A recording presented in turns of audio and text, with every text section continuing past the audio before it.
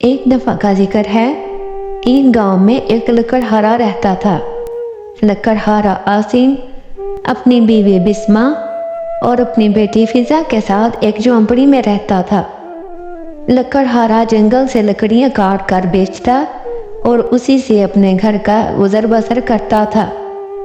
لکڑہارے کے گھر میں بہت غربت تھی۔ عاصم کے گھر کے سامنے اس کے بڑے بھائی عارف کا گھر تھا۔ عارف بہت امیر تھا اور عاصم کے گھر میں بہت غربت تھی۔ غربت کی وجہ سے وہ بہت پریشان رہتا، بہت سوچتا اور بہت پریشان ہوتا کہ میں اپنی بیوی اور بیٹی کو وہ زندگی نہیں دے پا رہا جس کی وہ حقدار ہیں۔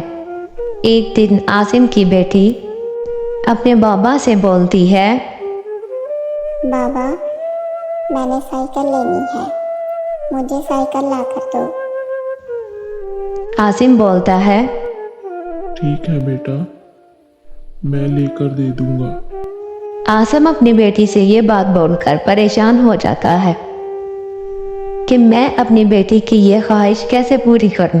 وہ اسی پریشانی کی حالت میں اپنے بھائی عارف کے پاس جاتا ہے۔ ارے عاصم، کیسے آنا ہوا؟ بھائی جان، مجھے کچھ پیسوں کی ضرورت ہے۔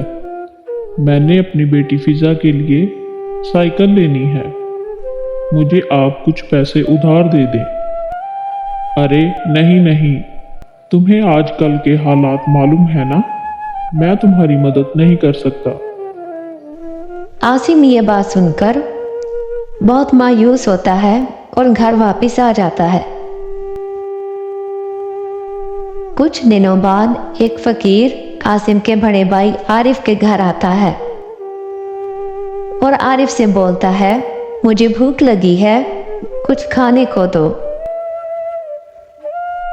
عارف بہت ہی کمزور دل انسان ہوتا ہے، وہ اس فقیر کو کچھ نہیں دیتا اور وہاں سے جانے کو بولتا ہے۔ فقیر وہاں سے مایوس ہو کر چلتا ہے اور اس کی نظر جھونپڑی پر پڑتی ہے۔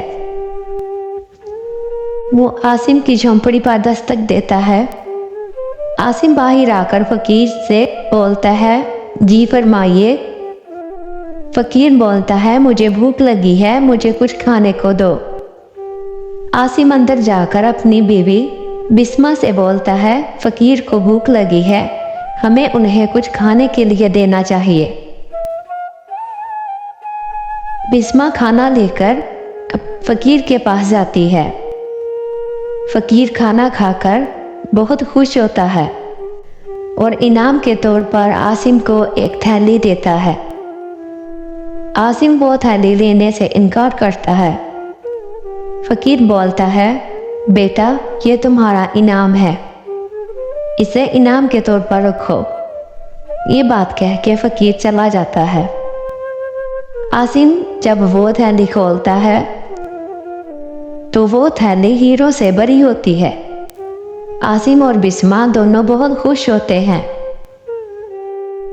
پھر عاصم وہ ہیرے بیچ دیتا ہے اور سب سے پہلے اپنی بیٹی کو سائیکل لے کر دیتا ہے اور ان پیسوں سے ایک نیا کاروبار شروع کرتا ہے۔